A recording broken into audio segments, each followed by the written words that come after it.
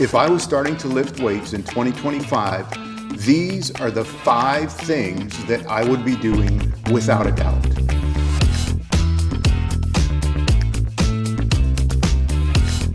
Hey everybody, thank you for joining me today on Age is Just a Number.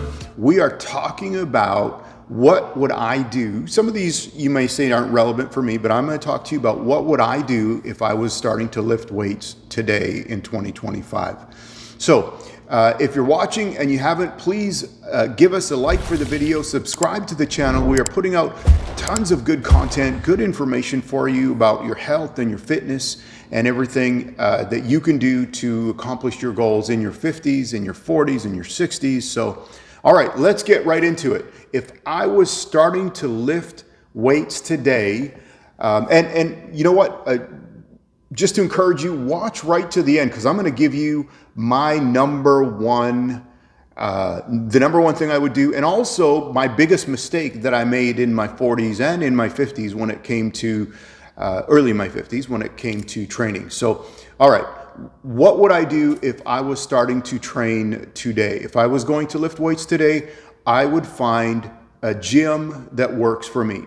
I know for some people, you know, you're training from home, and that's wonderful if that works for you. I just know for me, getting in a gym is what's going to help me the most as far as the atmosphere, the motivation of being where, you know, other people are training and are getting after it.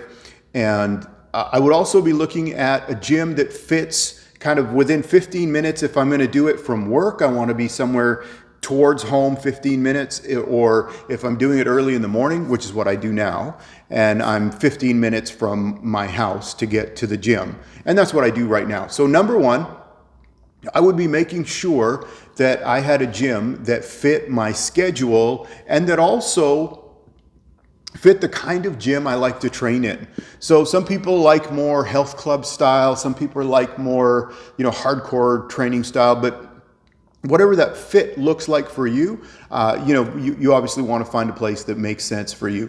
But that's what I would be doing. What else? Number two, I would be keeping it simple. There is so much out there right now.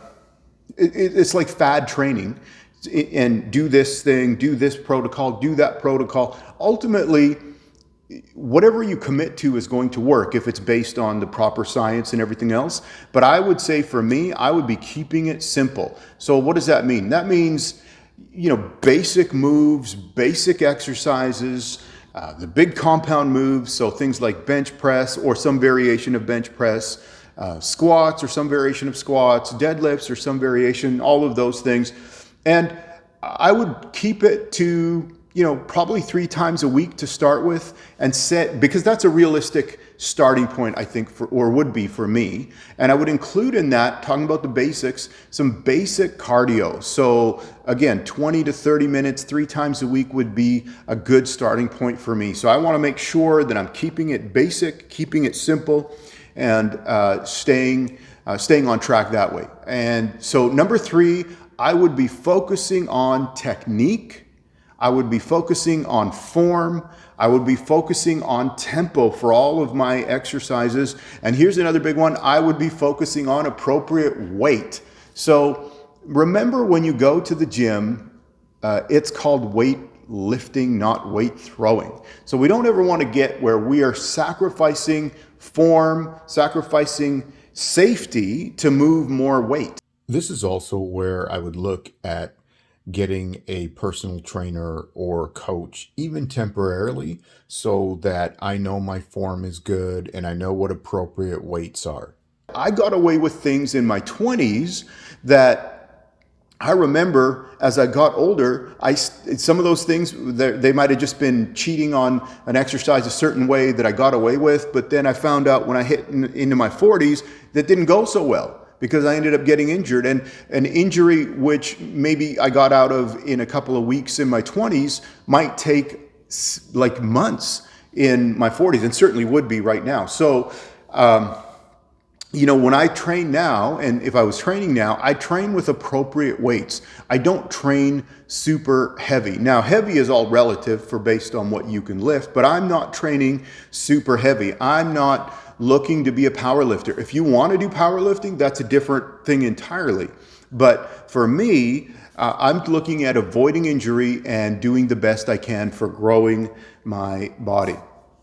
Okay, number 4, and this one is a big one, is I would set realistic goals. You know, a lot of times, maybe I'm the only one, but a lot of times what we do is we'll say, okay, I'm going to lose 20 pounds in 2 months, or I'm going to gain 10 pounds of muscle in 6 months. Now, there are ways that you can gain a lot of muscle quickly, but we aren't, and on this channel, I've never been a proponent of anabolic steroids or anything along those lines. So we're talking about natural now. So what happens when we set unrealistic expectations is we typically tend to make them too much, too fast. And when we don't see those results that we have set those expectations for, if you didn't lose 20 pounds in 2 months, which is not realistic at all, you're more inclined to just say, this thing doesn't work. I'm just going to bail out on the whole process and I'm going to walk away. So we need to have realistic goals, and also realistic goals that work with our lifestyle. If you don't want to go into some kind of competitive, you know, whether it's half marathons or maybe it's bodybuilding competition or whatever it is, if you don't want to do that, then your training needs to reflect the fact that you want to have a normal life.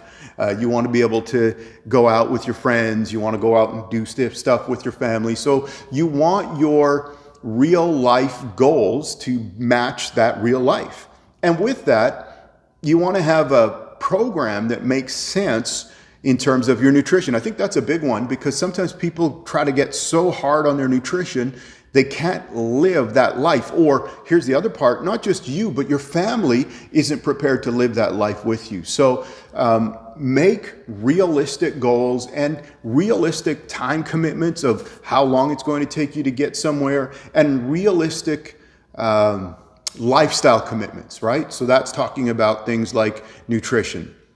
That's talking about things like how often do you want to be at the gym?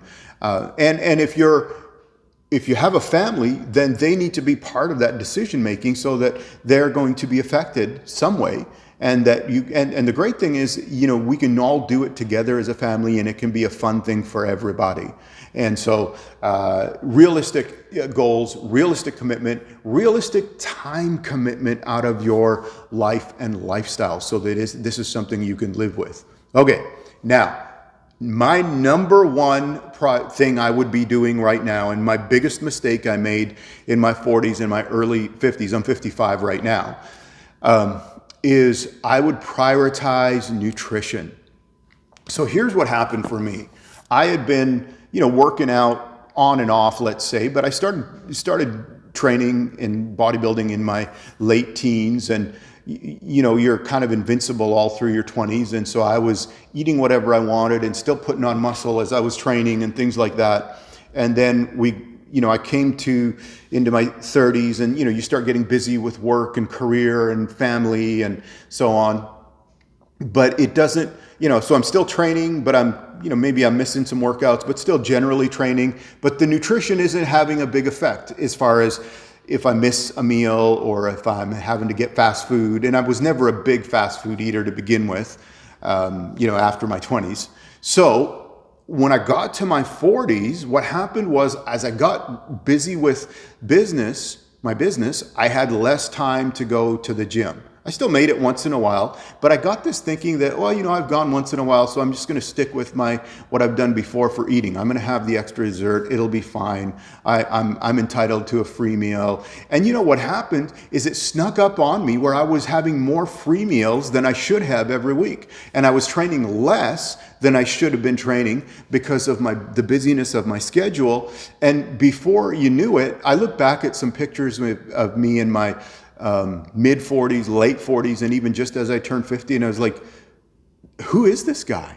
And how did I get like that? I got like that because I let the priority of nutrition slip away.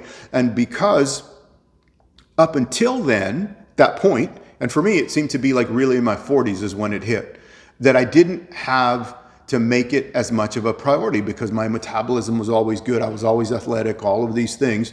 But so for me, it just came down to too many free meals, too much cutting corners when it came to nutrition. And before I knew it, I was, let me see, I was about 50 pounds heavier than I am right now at my heaviest, and still working out and stuff. And I was super strong as a result, but it just wasn't healthy. And it wasn't good for me. It wasn't good for my sleep, wasn't good for, everything that goes with it for attitude and everything else. So that's my number one. If I had a number one to say of all of those, this is the one I've messed up the worst, would be not prioritizing nutrition in my 40s and in early into my 50s. And you might say, well, I do nutrition this way, or I do it that way. Whatever works for you and is healthy is what you should stick to. I'm just telling you that I cut too many corners and let myself off the hook too many times, and as a result, ended up in not good, physical shape at all. So if I was starting, that would be my number one priority. And here's the thing. If you're starting to work out, or maybe I'm going to ask you the question, what's your number one thing? If you are starting at the gym in 2025, maybe you are, what's your number one priority? And, making sure that you're on top of that. And there's other things we could talk about, like coaching and making sure we talked about proper form and technique and all of those things. But for me, this was the number one thing that I would say if I was going back and starting training again in 2025, that I would prioritize. So thank you for watching today. Appreciate your time. Give us a like and a subscribe.